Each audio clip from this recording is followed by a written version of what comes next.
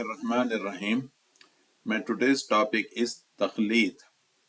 That means following a scholar on religious matters or issues.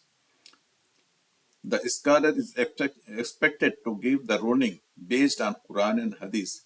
Instead, if he gives the evidence from the books of the elders of his own creed or maslak, which were written after the passing away of Imam Abu Hanifa rahmatullah alayhi, he passed in 150 Hijri. There is no big book written by him.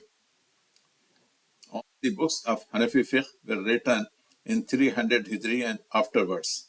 And that last one, Fatwa Alamgiri, it was written during the time of the Mughal emperor who passed away in 1707.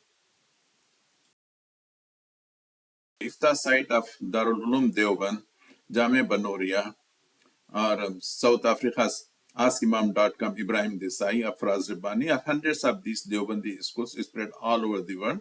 You will look into the fatwas, their fatwas.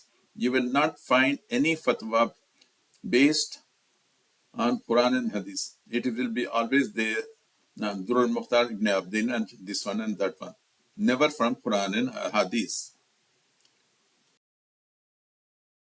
Shaykhul Islam of Deoband, Mufti Taqi Usmani, in his book, Taqleed Haisiyyat,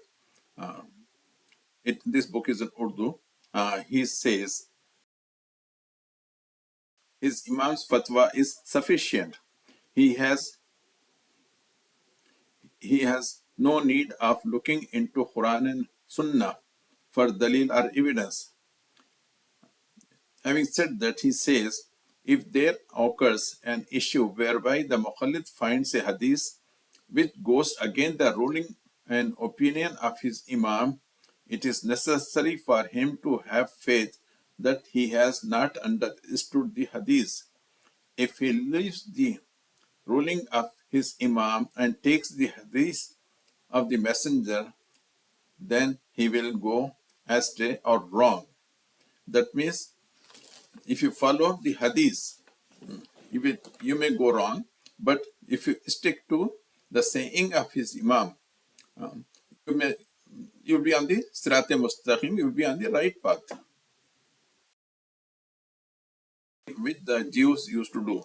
Instead of reading their book and those things, they used to ask their rabbis, their religious scholars. That's it, and they used to give their fatwas or those things thus on their own wish, without giving any evidence from the books.